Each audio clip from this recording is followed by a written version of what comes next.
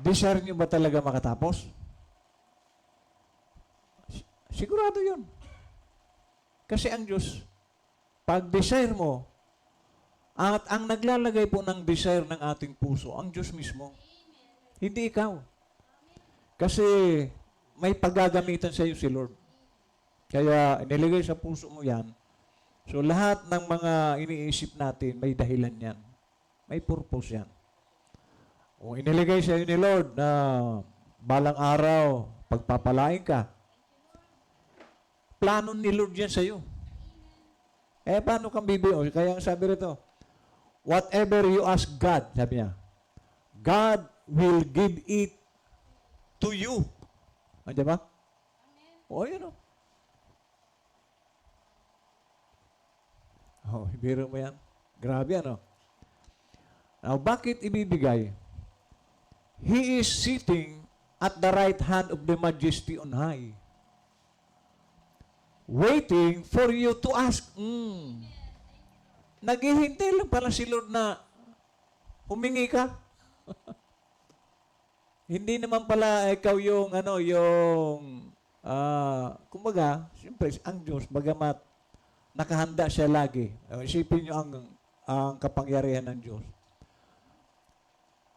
Ang daming tumatawag kay Lord.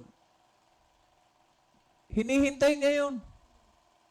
Kaya lang, ang Diyos kasi, lalo na kung ikaw ay nasa Third Testament or Third Coming, sigurado yun.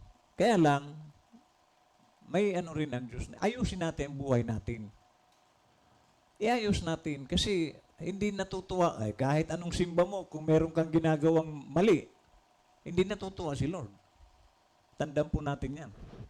Kahit nasabihin natin, nagpipray ako. Wala rin yun. Kasi ang nais ni Lord talaga, iayos natin ang ating mga buhay. Si David nga sinabi niya, kahit kaunting iniquity lang, hindi ako sasagutin ni Lord. Si David yun. So, ang kailangan ng Panginoon, isang puso maayos. Buhay na maayos. So sabi niya, waiting for you to ask.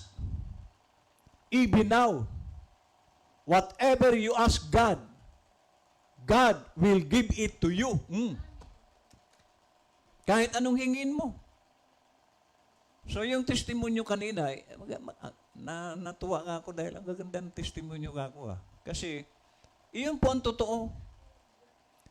Walang pwedeng biguin si Lord kapag ang desire natin para kay Lord. Kasi doon sa mga gawain nating pinupuntahan, katulad ng Laguna, hindi tayo binigo ni Lord. Nakapag-baptize tayo doon. See? Ngayon, kahapon, 10 tao ang binautismo natin. So, basta may gawain, lagi tayong binibigyan ni Lord ng tagumpay.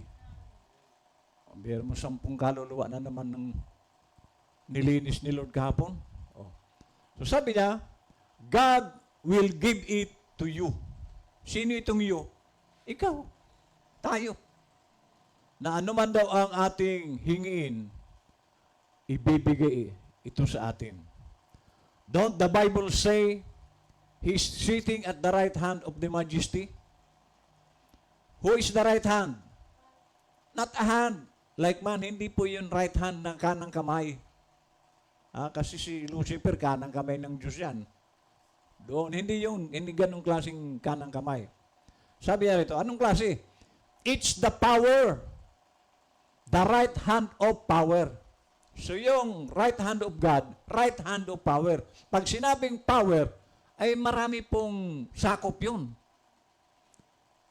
Basta patungkol sa ikabubuti ng tao, lahat ng kapangyarihan ng Diyos pwede niyang ibigay doon sa, kasi sabi rito, ay He is sitting at the right hand of the majesty. What is the right hand? Not a hand like man, mine. It's the power, the right hand of power. He is God with us. So kaya kapag tayo po ay humihingi, na ibibigay niya kasi He is God with us. God in us. No, not only with us, but God in us. At sabi niya, God here, now. Nasaan daw ang Diyos? O ngayon ang tanong, maramot ba ang Diyos? So ang Diyos hindi po siya maramot. Kaya lang ulitin ko, meron siyang requirement. Pag humihingi tayo, maglinis tayo. Yung ating mga mali, ituwid natin.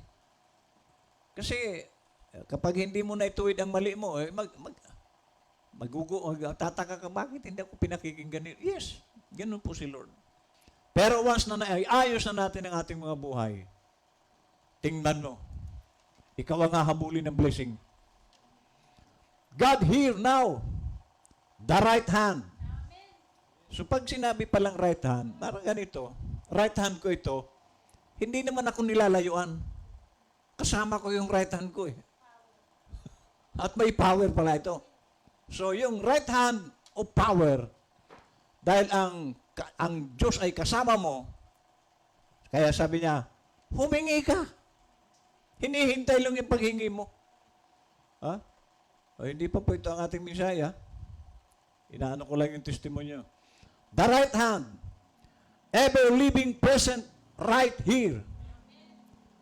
At sabi niya, when you need God, you don't have to go to heaven. Oh. Kung kailangan mo ang Diyos, sabi niya, hindi mo kailangan pumunta sa langit. Bakit? Ano ba ang langit? The dwelling place of God. O sino ang dwelling place of God? Tayo. So tayo ang langit.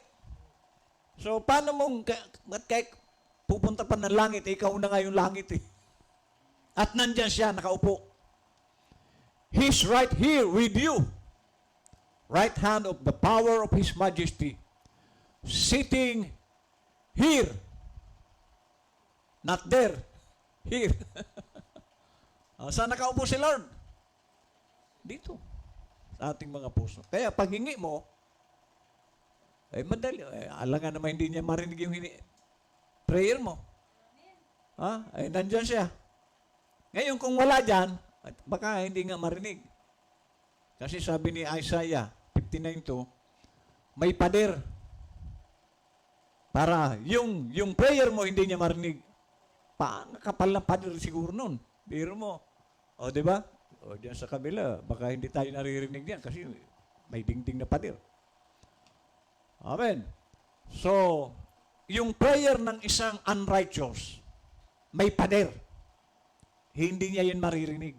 Although Diyos, bagaman ang Diyos ay maririnig niya. Pero ang ibig sabihin, hindi niya pakikinggan ang prayer mo. Kaya kung tayo po ay may mga dapat ituwid, ayos na. Amen? Dito po tayo magbasa po tayo ng Bible. Hebrews 1. Sabi po rito, ang Diyos na nagsalita ng unang panahon sa ating mga magulang, sa iba't ibang panahon at sa iba't ibang paraan sa pamamagitan ng mga propeta. Saan daw nagsasalita ang Diyos? So, sa fivefold ministry, hindi po dito sa apat. Dito sa prophet. Amen. So, kaya, kung tayo merong mensaheng dapat malaman, although ako, pastor ako, nangangaral ako, pero kung mangangaral akong sarili kong mensahe, galing sa akin, baka hindi totoo yun. Bakit? Kasi ang salita ng Diyos, lagi ito muna sa propeta. Sabi niya dito, sa iba't ibang panahon ni na Noah, na Moses, lahat ng mga propeta, Elijah, Elisha, si Samuel, lahat ng kanilang binibitiwang salita, thus saith the Lord. Amen. So sabi niya dito, verse 2, ay nagsalita sa atin sa mga huling araw na ito sa pamamagitan ng kanyang anak. So, itong mga salitang binibitiwan ng mga propeta ay nagkakaroon to lagi ng kaugnayan sa ating panahon. Tingnan nyo, doon sa Genesis pa lang, kung ating susundan ang propeta, lahat ng book ng Old Testament, may mga mensahe dyan na si Lord ang tinutukoy. Kaya nga, bago ko tuloy ito, dito po sa yung first coming ni Lord, ito po yung kabuuan ng Old Testament. Mula sa Genesis hanggang sa isilang si Lord, fulfillment po yan, kabuuan ng Old Testament. Mula Genesis hanggang sa pagsilang ni Lord. Iyan yung kabuuan ng unang coming ni Lord. Kasi ang coming naman ni Lord sa flesh, sabi nga ng propeta, hindi naman umaalis si Lord sa lupa. Kundi yung laman na yon, meron siyang redemption na plano na pagtubo sa tao na kailangan ang dugo, kaya naging tao siya. So, mula noong Genesis hanggang sa panahon ni Jesus Christ, sa unang pagsilang niya, iyon po ang kabuuan ng Old Testament. At ang Second Testament naman, ay ang kabuuan ito yung second coming ni Lord sa New Testament. Mula sa Matthew hanggang sa panahon ng sabi nga, in between ng Son of God and Son of David, dumating ito. Doon nagtapos ang second coming. Kasi noong 1963, yun na yung pagpasok ng Third Testament. So kaya, sabi ko nga kanina, may kausap ako, na mahihirapan ang taong, lalo na kung walang background sa propeta, mahihirapan silang makita itong ating nakikita dito. Bakit may Third Testament? Ang Bible naman, First and Second Testament lang. Bakit may Third Testament? Kasi hindi po ito makikita ng tao. Lalo na itong third coming. Wala pa nga niyang second coming, may third na. Katulad yan, no? Na-confuse dyan sa karatula natin. Kasi third coming. Hindi nila ito makikita. Okay, balikan natin ang Bible. Sabi po rito,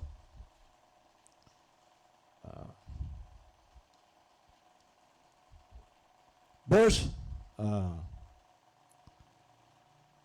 ay nagsalita sa atin sa mga huling araw na ito sa pamamagitan ng kanyang anak, na siyang itinilaga na tagapagmana ng lahat ng mga bagay, na sa pamamagitan naman niya'y ginawa ang sanglibutan. So, kung titingnan po natin sa mensaheng ito, si Lord mismo, kasi iisa lang po ang Diyos. Ang Creator sa Genesis 1:1, and God created the heaven and the earth. Si Jesus Christ din yun, na hindi pa nagsasalaman ng panahon. So, sabi niya, sa pamamagitan naman niya ay ginawa ang sanglibutan. Palibhasa ay siyang sinag ng kanyang kaluwalhatian at tunay na larawan ng kanyang pagka-Diyos at umaalalay ng lahat ng mga bagay sa pamamagitan ng salita ng kanyang kapangyarihan, ng kanyang magawa ng paglilinis ng mga kasalanan, ay lumuklok sa kanan ng karangalan sa ikaitasan. Iyan na yung right hand of power. Nung matapos na ni Lord ang kanyang mission sa lupa, ang alin yun? Nung mahugasan niya na ang kasalanan ng mga mananampalataya, sa pamamagitan ng kanyang kamatayan, umakyat siya. Amen. Sabi po rito sa Sir, we would see Jesus.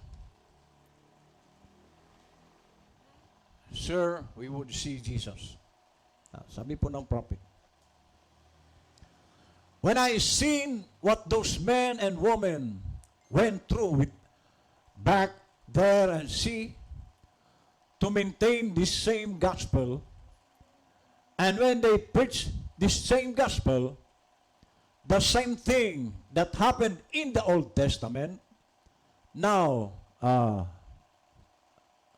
New Testament, and then, okay, so may binanggit siyang Old Testament and New Testament. And then, just exactly the same. So that gives it 1, 2, 3. So, hindi po lamang dalawang testamento ang binabanggit ng propeta.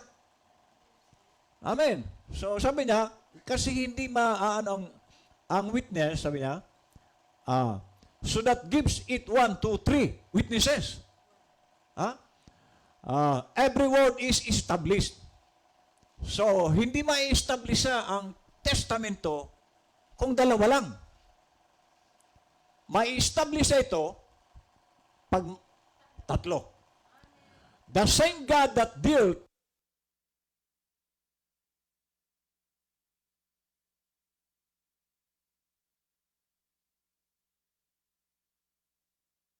So,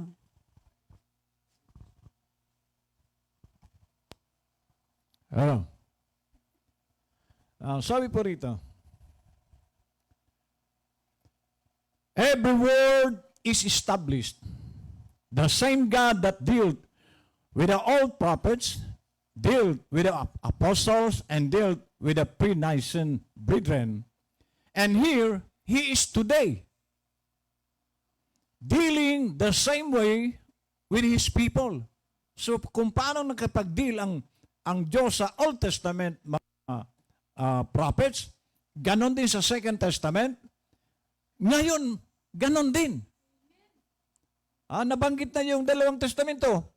So ngayon, may binabanggit siyang another testament na kung paano nakipag-deal ang Diyos sa kanila noon, the same today. Pero alam natin na isa lang ang propeta sa bawat panahon. So kanino nakipag-deal ang Diyos? Kay Brother Branham. Sabi niya, dealing the same way with His people, with the same signs, same wonders, same gospel, same power, same God. Everything with three as a witness to us that this is the truth. This is truth. God giving it in 3 testaments. So hindi po dalawang testamento lang. 3.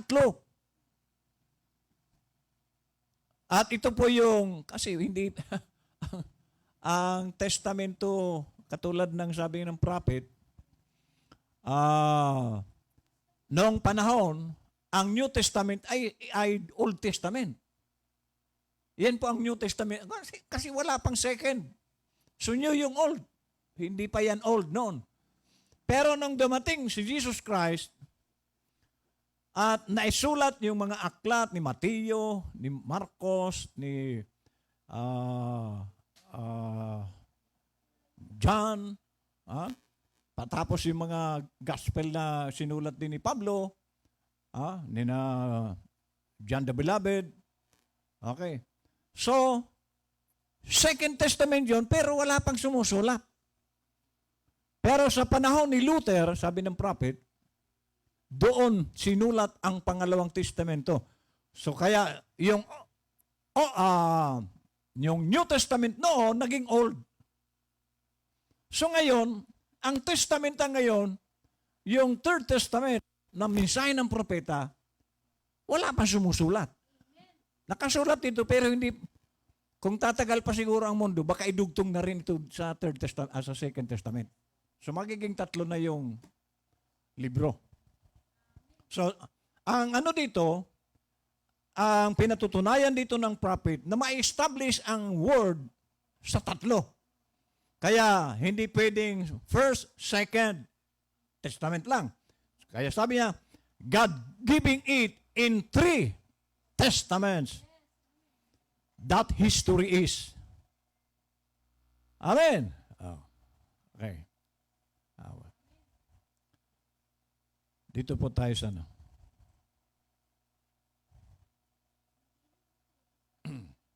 The super sign. Super sign. 167. Okay. But yet, we find in the Bible that the last sign before the promised son arrived. So, ang Bible, nakita daw ng na ang huling tanda bago ang pangakong anak ay darating. It was a super sign. So bago daw dumating ang pangako, at alam nating dumating, pero ano ang super sign na makikita? Jesus said, as it was then, before the promised son arrives again, that super sign would come on the earth again. Ano yun? That super sign would come on the earth again. Sabi niya, inulit, I declare to you tonight, in the name of Jesus Christ, it's on earth now. Yung super sign, nasa sabi niya, bago dumating yung promised son, makikita yung super sign. At nandito niya ang super sign. Ano yung super sign? Okay, sabi niya, I declare to you tonight, in the name of Jesus Christ, it's on earth now. Not only that, but it's right here among us tonight. Asan yung super sign? Kaharap nila. Hello? Oh. The Holy Ghost, God's super sign, the resurrected Jesus Christ. At alam natin, ang Holy Ghost, kasi ang coming po ni Lord, Word, yung mensahe, message of the hour, si Lord yung Word, na nandoon, dala-dala ng ating propeta. So nakikita, kaharap nila yung coming ni Lord. Sabi niya, it cannot fail. It's an eternal sign. Kaya, ang sabi ng propeta, yung super sign na bago dumating ang promised son, makikita niyo, at nandito niya sa harap niyo. Wala namang ibang nasa harap nila, si Brother Branham. Dala-dala yung mensahe. At iyon yung, and the Word was God. Amen. It's an eternal, everlasting sign. God manifested in human flesh. Yun ang coming ni Lord. Nagmanifesto sa katawan ng tao. God made Himself known in human flesh. So lagi naman ganun eh. Ang first coming ni Lord, flesh. Amen. Yung second coming ni Lord sa Pentecost, 120, flesh. At itong third coming, flesh. Hindi po dumarating si Lord na hindi tao na nagtataglay ng mensahe. Amen. Kaya't mahihirapan talaga dito ang second coming. Hanggang ngayon, naghihintay sila. Darating si Lord. Kaya nga sabi ko, sinong tagapagligtas nyo ngayon? Kung ang tagapagligtas ay wala. Palagay nyo.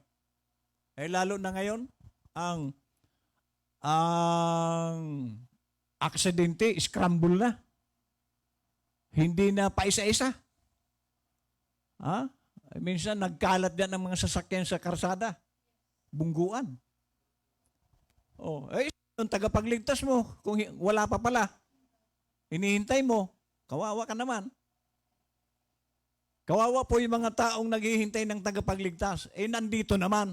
Sabi ng prophet yan, ano sabi niya?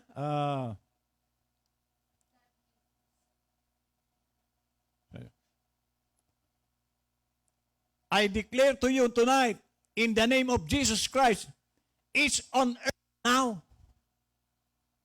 Yung hinihintay nila, nandito. Not only that, but it's right here among us tonight. kasama nila yung hinihintay ng tao. Biro mo ilang taon na. Bata pa ako, yan na naririnig ko. Darating si Jesus Christ. Maghanda na kayo. Oh. Yung hinihintay pala, andito. Wadya manaya. Oh, amen. Oh. Sabi po rito, God is His own interpreter. Paragraph 92. And Jesus said, as it was in the days of Sodom, so shall it be in the coming of the Son of Man. So inalintulad ang coming ni Lord ay inihalintulad niya sa panahon ng Sodoma. Ano ba yung Sodoma? Kung atin pong bago sinunog ang Sodoma, sinabi ng Diyos kay Abraham, kasi si Abraham noon, si Melchizedek, katawan tao. Nasa katawang tao noon ang Diyos. Kinausap niya si Abraham, nasusunugin ko ang Sodoma. Nandoon si Lot, yung pamangkin niya. Sabi ni Abraham, Lord, andun yung pamangkin ko, kawawa naman sila. So, anong nangyari? Nagtawaran sila. Lord, kung mayroon ba 50, sunugin mo? Hindi. Kung 40, hindi. Kung 30, hindi. Kung 20, hindi. Lord, huling tawad. Kung 10, hindi ko sunugin. Nahiya na siyang tumawad pa. Meron ba 10? So kahalintulad nito, na bago dumating ang ang Panginoon, ang Son of Man, sabi niya, ay katulad ito ng panahon ni Lot sa Sodoma, na nagkatawan tao ang Diyos. So the same. Na bago sabi rito, dumating si Lord sa tao. So tao. Okay. The Spirit of God would come upon the earth in a form of human beings. Ngayon, beings na. Kasi plural po ang nasabi. So ang coming ni Lord, plural. Ngayon, yung unang coming niya, single. Second coming, 120. Yung coming niya ngayon, sabi niya, in a form of human beings. God manifested in human flesh. Kaya, paano nila malalaman na nandito si Lord? Kasi ang imahinasyon nila, yung painting ni Hoffman, na may balbas, maganda ang buhok. So, ayan ang iniisip nilang darating. Dumating, itong mga mukha na ito, paano nila ito malalaman na si Jesus Christ ito? Marami ito. So, ang ini-expect nila, mag-isa lang ang darating. Pero hindi ganun. Kasi human beings ang binanggit dito. And God manifested in human flesh. Do you see it?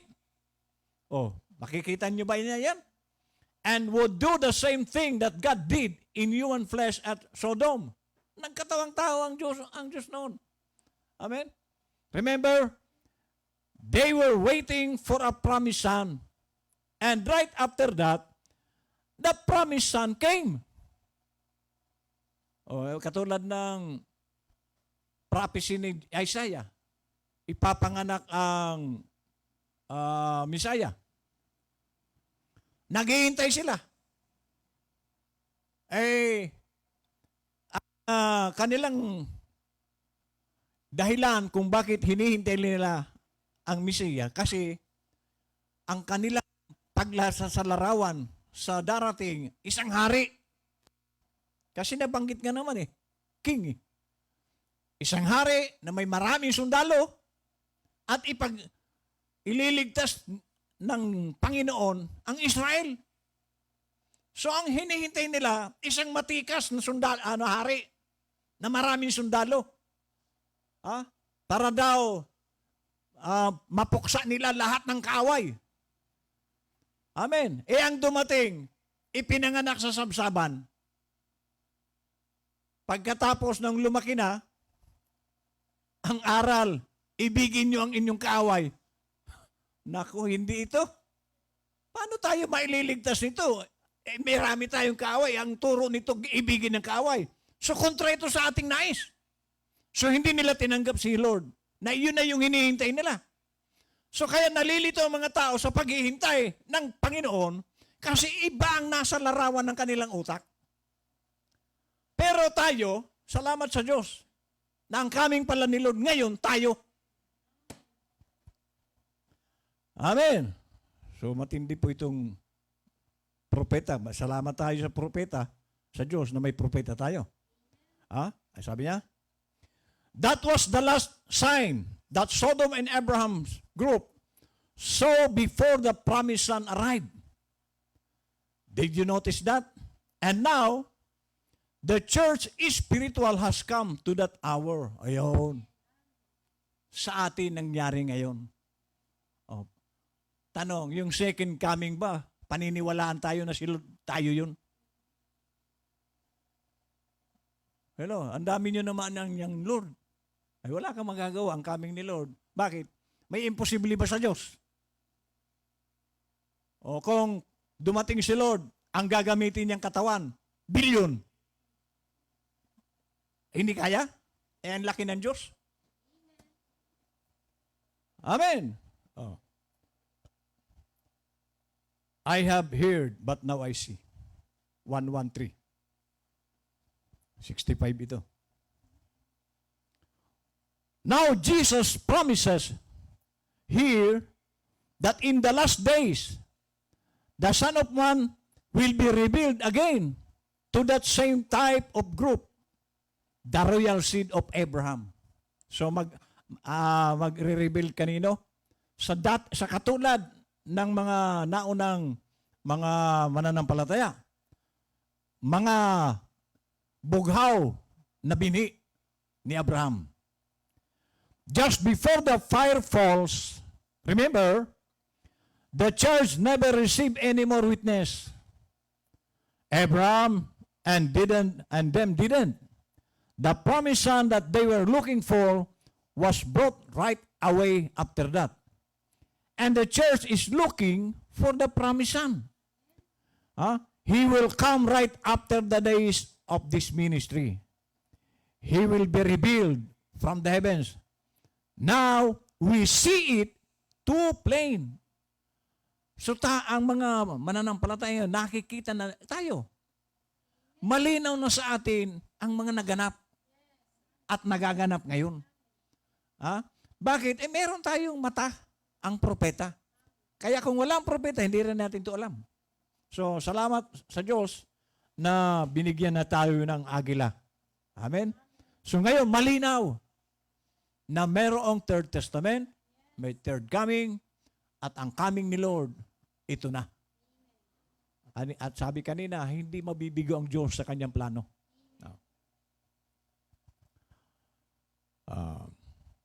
An exposition of the seven church ages, part 1. Ayan. The revelation of Jesus Christ. Right now, it is a spiritual kingdom. So ang kingdom na ini-expect ng mga Hudyo, natural.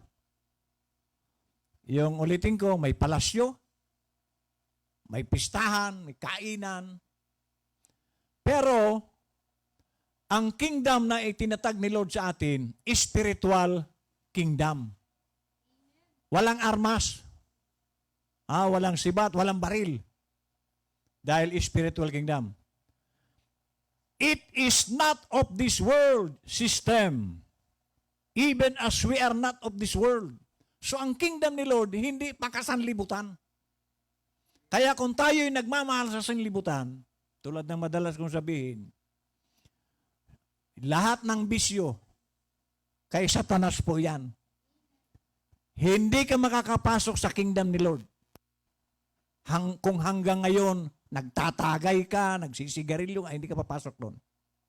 Sapagkat hindi po ito katulad ng sistema ng mundo. We are not of this world. That's the reason we act different from the world. Ayun. Kaya daw tayo ay kakaiba ang ating kilos kaysa sa mundo kasi hindi tayo taga rito. Sabi ni Pedro, dayuhan lang tayo rito.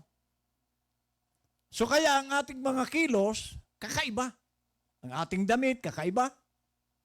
Ang ating mga pananalita, walang dumi. Kasi hindi tayo taga rito.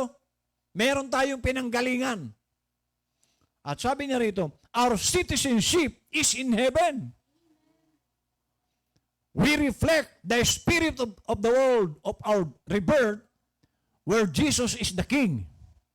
Okay, sa kingdom ni Lord, siyang King, pero hindi po siya yung King na malupit na pumapatay ng mga kalaban. Si Lord, pag-ibig. Amen? That is why our women do not dress in men's clothing. Or cut their hair. Or use all those cosmetics and other things that the world likes so much. So kaya pala, hindi kayo nagpapaparlor ng pakulot ng buhok, paputol ng buhok, tapos maglalagay dito mga aswite, tapos may uling dito, tapos dito may, yung pinapahid sa tuka. Pangmundo yon, Jezebel po yan. So kakaiba. Sa kingdom ni Lord, kakaiba ang babae dito. Mahahabang buhok. Yung mga kababaihan, hindi nagpapantalon. Kasi nakapasok sila sa ibang klaseng kingdom. Kingdom ni Lord. Kaya sabi rito, that is why our men don't drink and smoke. Kaya pala natanggal na yung sigarilyo. Ang hinibra. That is why our men don't drink and smoke and carry on in sin.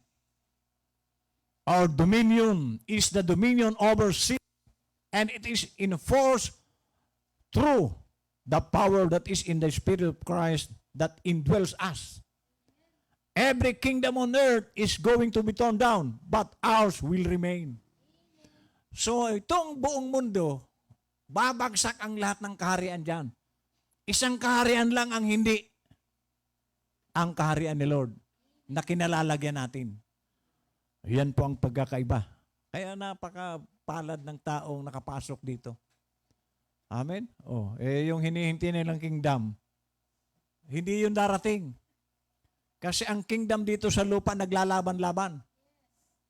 Ayan, gira. Ang kingdom ni Lord, nagmamahalan, nagsusuportahan, tumutulong sa gawain. Yan po ang kingdom ni Lord. Amen. The spoken word is the original seed. 20-1. Sabi po ng prophet,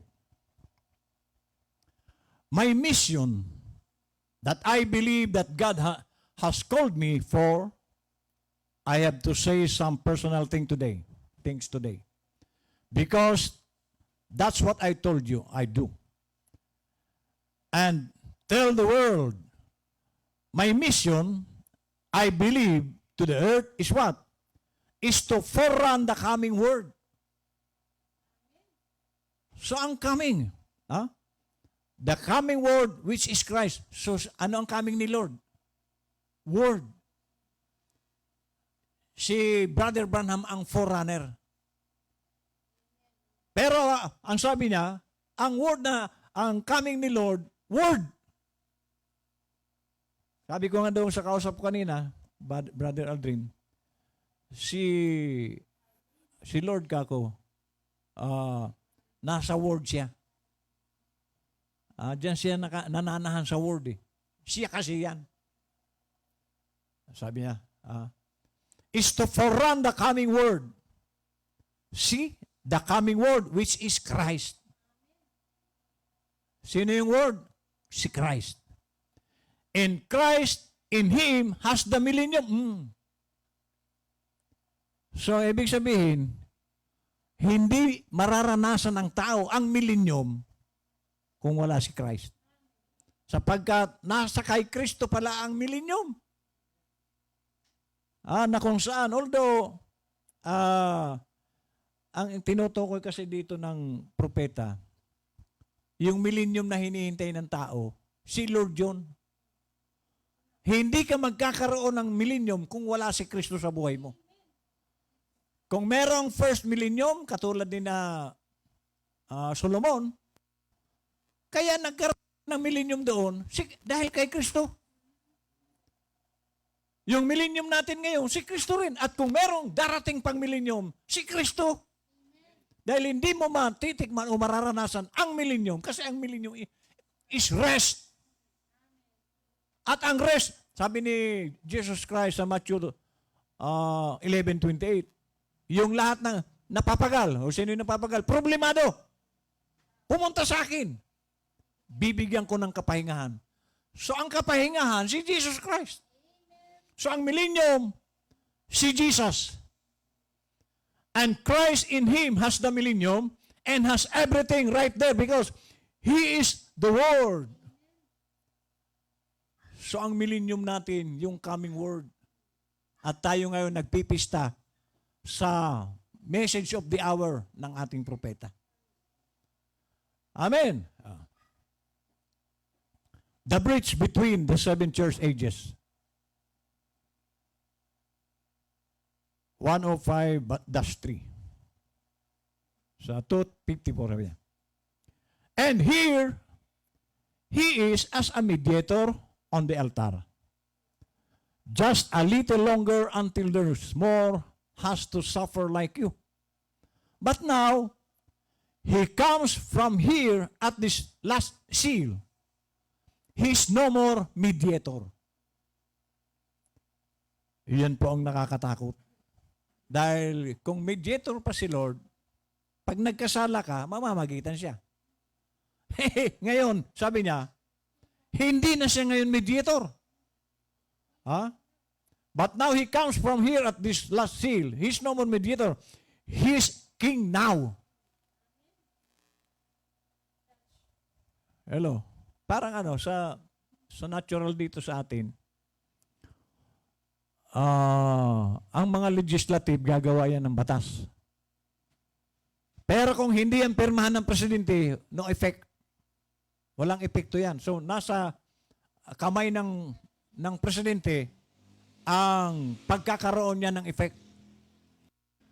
At dito, kumbaga sa isang natural, presidente si Lord dito. Nasa kanyang kamay kung anong batas ang gusto niya. Siya po kasi pati legislative, kahawak niya eh. Siya ang gumagawa ng batas niya, sariling batas, dahil ang batas niya pure. So, siya ngayon ang mag-i-implementa doon sa mga batas niya noon, sa Old, batas niya sa New Testament, at batas niya ngayon. Siya na yung judge. Siya mag-i-implement ng lahat ng batas na ginawa niya. Amen. At sabi niya, and what does He do? If He's a king, He has to have subjects, and His subjects is there that He has redeemed. Oh! Grabe ito. So, bilang king, nasa kamay din ni Lord ang karapatan na i-claim yung kanyang mga subject, sabi rito. At ang subject niya, tayo. So, sino pa ngayon ang, di ba, ang trabaho ni Satan, sabi ng Jude, ay, ang tawag doon sa yung lagi tayong, parang usig, ang tawag doon. Meron pang isang term na wala nang si accuse. Ang accuser si Satan. Pero sa panahong itong king si Lord, anong accuse? Hindi niya na magagawang i-akusa tayo ngayon. Napagbintangan tayo ng kung ano, napagbintangan tayo sa nung wala pa tayo sa mensahe. Pero ngayon, si Lord ay hari, at yung subject na tayo, ano pang accusation ang gagawin ni Satan sa atin? Wala na. Final. Pati si Satan, ginudge na ni Lord. Yan po ang mabigat sa kalagayan ngayon ng isang totoong Kristiyano, hindi na siya maakusa ni Satan. Bakit? Hari yung ating, siya pa yung judge. Sige nga. Halimbawa, katulad nung ito yung, kung ito ay, kasi narinig ko ito sa, sa balita. Talaga namang nag-trending ang balita. Kung totoo ito. Pero kung hindi naman totoo, mali ako o mali ang balita. Merong DOJ.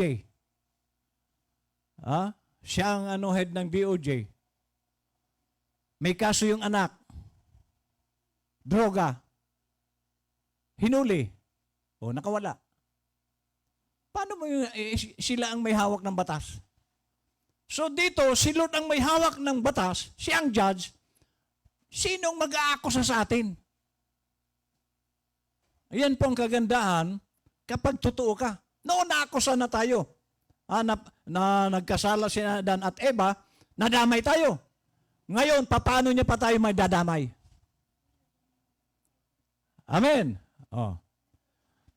He has to have subjects, and his subjects is them that he has redeemed. Last, God hiding himself in simplicity. 2:2, 1:2. And otherwise, he said in Isaiah 35, I believe, he said, the fool should not err therein. It's so simple. And we know that God is so great.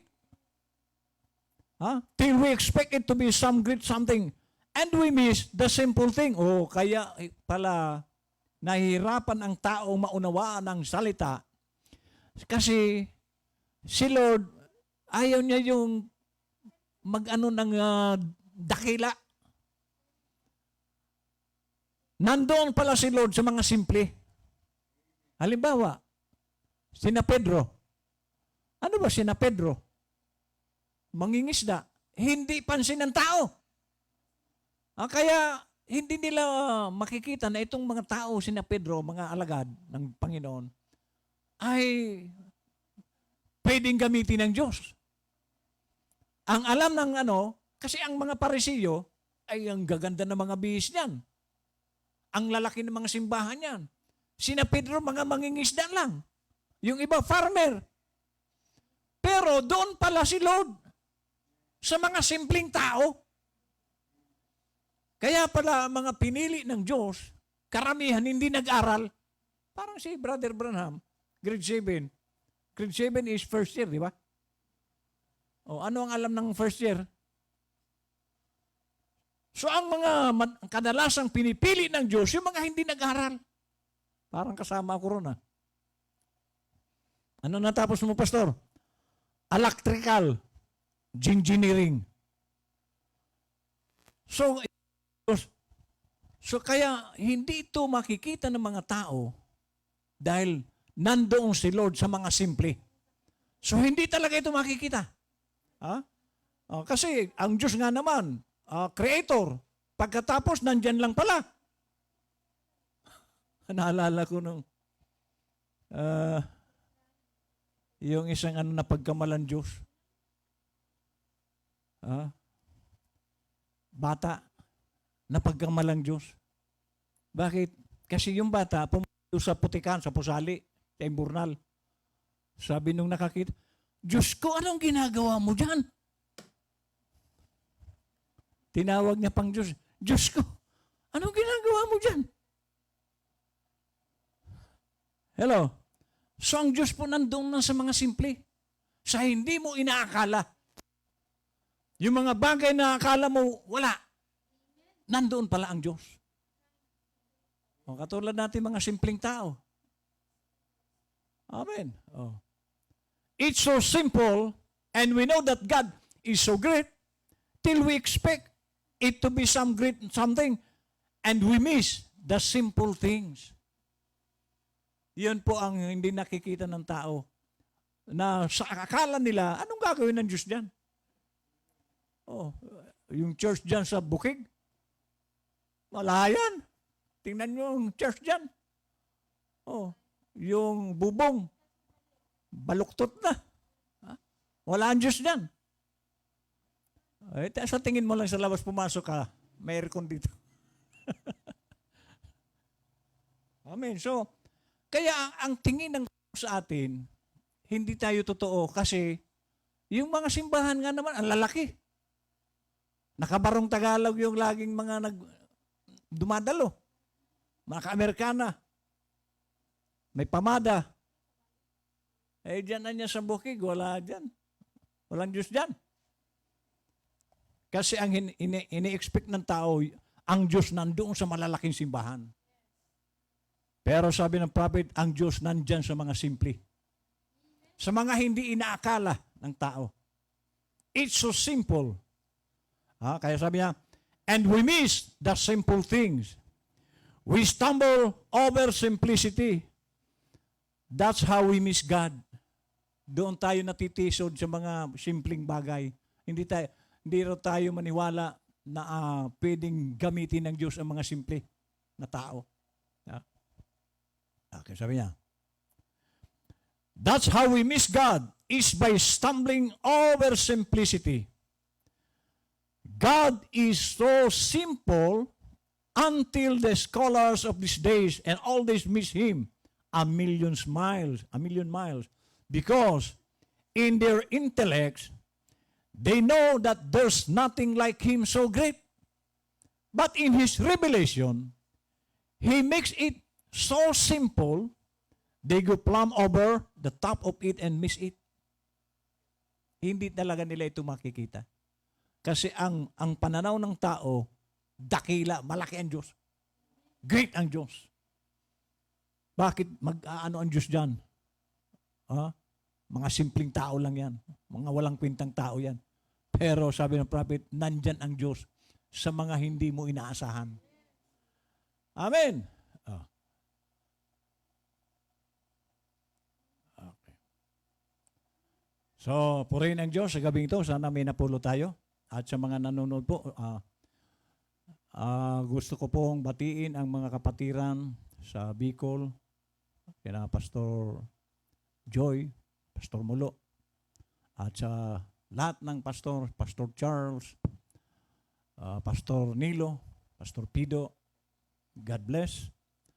At sa ating mga pastor sa Manila, Pastor Iman, Pastor Jerry, God bless. At malapit na po ang July 9. At kung kayo po ay, alam nyo na. Okay, God bless, Pastor Edstone, Pastor Jones. Sa lahat ng nanonood ngayon, pagpalain po kayo ng Diyos. Amen.